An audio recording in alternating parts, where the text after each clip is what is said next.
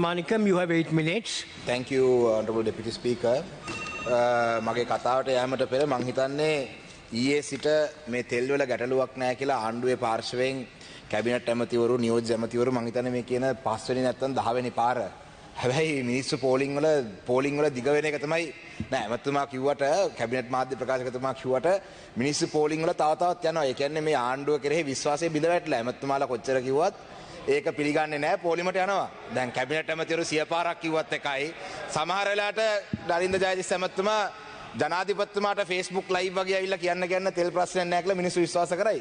හැබැයි මේ දිගින් දිගටම මේ මාධ්‍ය ප්‍රකාශක නෙවෙයි ඇමතිවරු තෙල් තියනවා බය වෙන්න එපා කියලා කිව්වට මිනිස්සු පෝලිං වල දැන් මම එනකොටත් දැක්කා මාර ට්‍රැෆික් එක පාර්ලිමේන්තුවට එන්න විදියක් නැහැ. එච්චර පෝලිමක් තියෙනවා. ඉතින් මිනිස්සු පැනික් බයින් කොච්චර කරන්න එපාකොත් කරනවා. මොකද විශ්වාසයක් නැහැ. Anyway, let me get to the topic on hand today.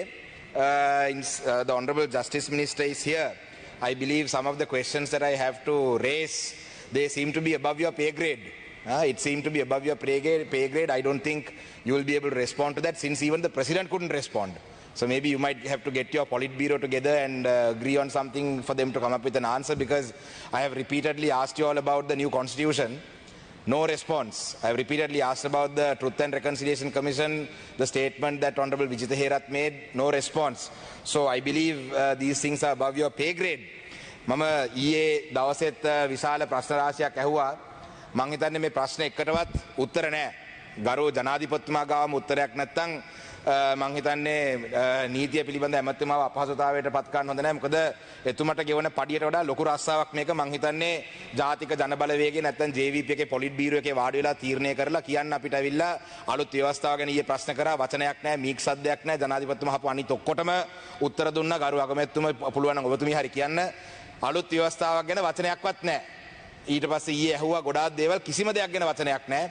මං හිතන අගමැතිතුමී මට පේනවා ඇවිදගෙන එනවා කියයි දැන් කියන්න කියලා මෙහෙම කියන්න කියලා. හැබැයි පැහැදිලි ජනාධිපතිතුමා ගාම උත්තරයක් නැත්තම් මේක වැඩක් නැහැ. හැබැයි උත්තරේ දුන්නේ එකම එක දෙයටයි, ජාතික ජනබලවේගය සහ ජනාධිපතිතුමා වෙන් කරන්න අවස්ථාව යන්නේ අපි ඔක්කොම එකයි. එහෙම මාව උස්සලා තියෙන ඒක මං හිතන්නේ ජනාධිපතිතුමාටත් ඒක පොඩ්ඩක් ඊයේ වැදුනා. ඒ කියපු කාරණේ සත්‍යයක් තියෙන නිසා ඒකට විතරක් උත්තරේ දුන්නා. ඒක නිසා අඩුම ගන්න ඒවලට හරි උත්තර දෙනවා. Anyway, let me get to the matter on hand. Since ගරු ඇමතුමා මම දැක්කා ෆොටෝකෝපි මැෂින් එකක් පිළිබඳව ෆයිසර් මුස්තෆා ඇමතුමා ඇහුවම ඒක ගැන නම් උත්තර දුන්නා. මං හිතන්නේ මේ මට්ටමේ තමයි ඇමතිවරයාගේ බලතල තියෙන්නේ. ඉතුරු ඔක්කොම පොලිට් බීරෝ එකේ යටතේ තමයි තියෙන්නේ. ගරු ඇමතිතුමනි, මම මේ අවස්ථාවේ අහන්න කැමති මේ accountability පැත්තෙන්. අද මට ගොඩාක් ප්‍රශ්න තියෙනවා. මම සමහර ඒවා ඉතුරු කරගන්නම් විදේශ කටයුතු අමාත්‍යතුමාගෙන් අහන්න යා ජිනීවා ගිය නිසා. ඉතා පැහැදිලිවම ප්‍රශ්න තියෙනවා මට අහන්න ඔබතුමාගෙන් මේ රට තුළ එම්බ්ලමැටික් කේසස් කියලා. ඒ කියන්නේ සංකේතාත්මකව තෝරාගත්ත රට තුළ සිදුවෙච්ච මිනීමැරීම් පිළිබඳව සංකේතාත්මකව කේස් වගේක් තෝරාගත්තා. මේ කේස් වල තියෙනවා පළවෙනි එක murder of Mail Waganan Nimalaраjan. He was a journalist. 2000 අවුරුද්දේ මැරුවේ. Trinco 5 murder of Tamil 2006 මැරුවා Trinco 5 කියලා. ඔබතුමා දන්නවා මේ කේසස් ගැන. ඔබතුමාත් පහුගිය කාලේ මේවලට යුක්තිය ඉෂ්ට වෙන්න ඕනේ කියලා බොහොම හඬනගපු කෙනෙක්. ඊට පස්සේ killing of ACF aid workers 2006. ඊට පස්සේ missing 11 11 දෙනෙක් abduct කරලා 2008 9 මරපු එක. කීත් නොයගේ ඝාතනය 2008. ලසන්ත වික්‍රමතුංග 2009. ප්‍රදීප් පෙක්නැලිගොඩ 2010. දැන් ලසන්ත වික්‍රමතුංග ගැන විතරක් නම් අපිට මාධ්‍ය දැක ගන්න පුළුවන්. මං හිතන්නේ අගමැතිතුමීටත් ලියුමක් දීලා තිබ්බ අහිංසා. ඒ ලියුම පිළිබඳව තිබ්බ. ඒක දැන් දවස් 6කට පෙර 23 වෙනිදා පබ්ලිෂ් කරලා තියෙනවා අයිලන්ඩ් පත්තරේ ආටිකල් එකක් murder of a journalist කියලා. ඒකේ තියෙනවා ලසන්ත වික්‍රමතුංගගේ ඒ ඝාතකයන්ට ඒ රිලීස් කරපු එක නැත්නම් මේ ඒගොල්ලම අයින් කරපු එක දැනට සස්පෙන්ඩ් කරන්න කියලා. ඒ කියන්නේ දැන් මේ ඇටර්නි ජෙනරල් ඩිපාර්ට්මන්ට් එකෙන් මේ තීන්දුව දුන්නට මේක හදිස්සි වෙලා ක්‍රියාත්මක කරන්න බෑ, මේක සස්පෙන්ඩ් කරන්න කියලා. දැන් කියන්නේ අපි ඉන්ටර්ෆියර් කරන්නේ නැහැ මොනවත් එක්කවත්. හැබැයි දැන් මේක සස්පෙන්ඩ් කරන්න කියලා තියෙනවා. නවත්තලා නැහැ සස්පෙන්ඩ්. එතකොට ලසන්ත වික්‍රමතුංගගේ කේස් එක ගැන මොන හරි යම් කිසි දෙයක් තියෙනවා. දැන් අනිත් කේසස් ගැන ඔබතුමාලගේ රජයේ ස්ථාවරය මොකද්ද?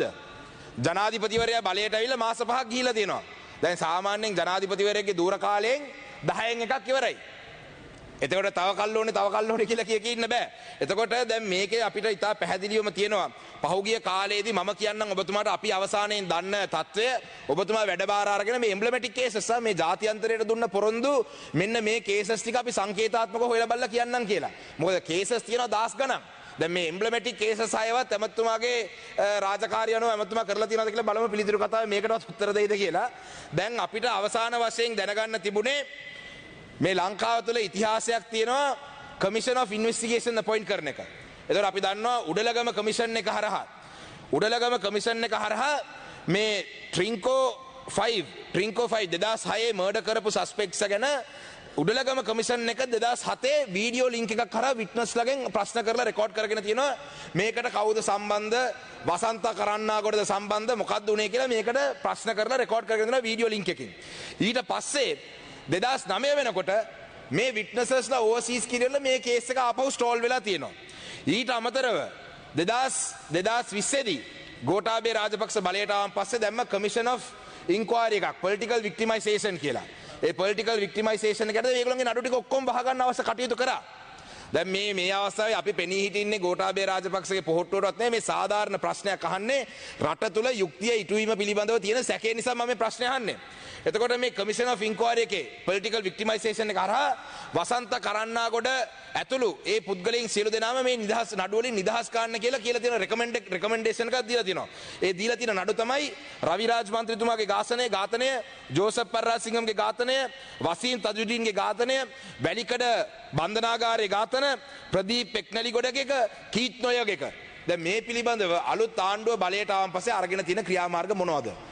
දැන් ජනාධිපතිතුමා ඊයේ ලස්සනට කිව්වා අපි මේ වොයිස් කට් දෙන්නේ නැහැ. අපි මේවා ගැන කියන්නේ නැහැ.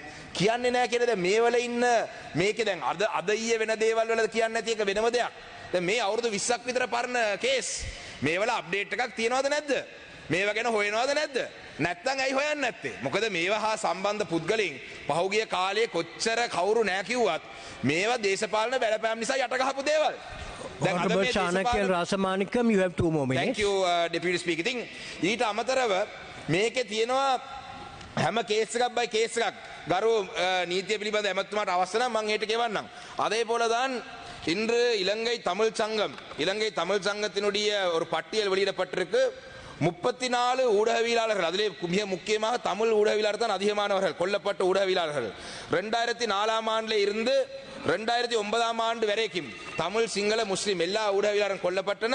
இந்த பட்டியலிலே ஐயாத்துரை ஏ நடேசன், கந்தசுவாமி பாலானந்த ராஜா, லங்கா ஜெயசுந்தர, தர்மரட்னம் சிவராம், கண்ணமுத்து அரசகுமார், செல்வராஜா, செல்வரட்னம், கிருஷ்ணபிள்ளை, ஃபலீல், நவரட்னம், சுஹீர்தராஜன், கணநாதன், ஜார்ஜ் சஹாயதாஸ், ரஞ்சித் குமார், லக்மால் டி சில்வா, மனோஜன் ராஜ், விஸ்வநாதன், பாஸ்கரன், சிவமகாராஜா, ரவீந்திரன், ராமச்சந்திரன், சந்திரபோ சுதாகர், செல்வராசா ராஜீவர்மன், நீலக்ஷன், சிதிர்ராஜன், நிமலராஜா, சுபாஜினி, லிம்பியோ, தர்மலிங்கம், தேவகுமார், ரஷ்மி முகமது, லசந்த விக்ரமதுங்க, புண்ணியமூர்த்தி சத்யமூர்த்தி, சசி மதன். இதெல்லாம் கௌரவ நீதி அமைச்சர் அவர்களே 2004 ஆண்டில் இருந்து 2009 ஆண்டு வரைக்கும் கொல்லப்பட்ட தமிழ் பேசும் ஊடகவியலாளர் அதிகமான பட்டியல். இப்ப நான் தற்பொழுது இதுக்கு முன்பாக கேட்டது சர்வதேச சமூகத்துடன் நீங்க இணங்குன நீங்க ஒரு சில குறிப்பிட்ட விடயங்களை பற்றி நாங்கள் ஆராய்வோம். அதிலே மிக முக்கியமாக திருவண்ணாமலையிலே கடத்தப்பட்டு கொல்லப்பட்டவர்கள், அத்தோடு எங்களுடைய ஏசிஎஃப் எய்ட் ஒர்க்கர்ஸ், இப்படி ஒரு 6-7 விடயங்களை நீங்கள் குறிப்பாக சொன்னீங்கள். நாங்கள் இவ்வளவு விடயங்களை ஒரேடி ஆராய்றது கஷ்டம். இந்த விடயங்களை பற்றி முதலாவது ஆராய்ந்து உங்களுக்கு நாங்கள் பதில் சொல்றோம். 2015 ஆண்டு அரசாங்கத்திலிருந்து சொல்லப்பட்ட விடயங்கள்.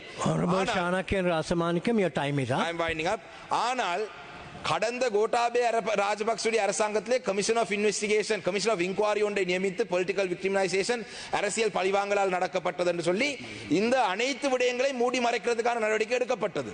தற்பொழுது மக்கள் ஊழலற்ற நேர்மையான ஒரு அரசாங்கம் என்று உங்களுக்கு ஒரு ஆணையை வழங்கி இருக்கிறார்கள். அதை காப்பாற்றுங்கள். அதை காப்பாற்றுவதா இருந்தால் ஆக குறைந்தது நான் இந்த கேட்ட விடயங்களுக்காவது இன்று உங்களால் பதிலளிக்க முடியுமா என்று பார்ப்போம். நேற்றைய தினம் கூட ஜனாதிபதி அவர்கள் அரசியல் அமைப்பை பற்றி கேட்ட பொழுது பதிலளிக்காம தப்பியோடி விட்டார். காணாமாக்கப்பட்டவருடைய பிரச்சனை பற்றி கேட்ட பொழுது தப்பியோடி விட்டார். உங்களுடன் முதலாவது உரையிலே நான் டிஆர்சி ஒன்று இருக்காண்டு கேட்டபோது நீங்க சொன்னீங்க அது என்னுடைய துறை இல்லை என்று. பிறகு ட்ரூத் அண்ட் ரெகன்சிலியேஷன் கமிஷனை நாங்கள் நிராகரித்திருக்கிறோம். ஆனால் உங்களுடைய நிலப்பாடு தான் என்ன?